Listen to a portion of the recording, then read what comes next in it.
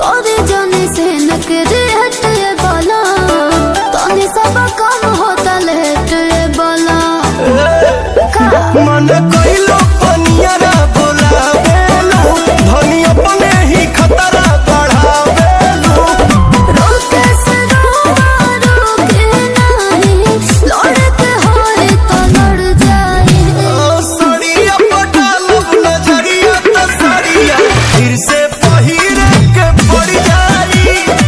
सड़िया पटालब नजरिया तो सड़िया फिर से पहिरे के पड़ जाई पड़ जाई।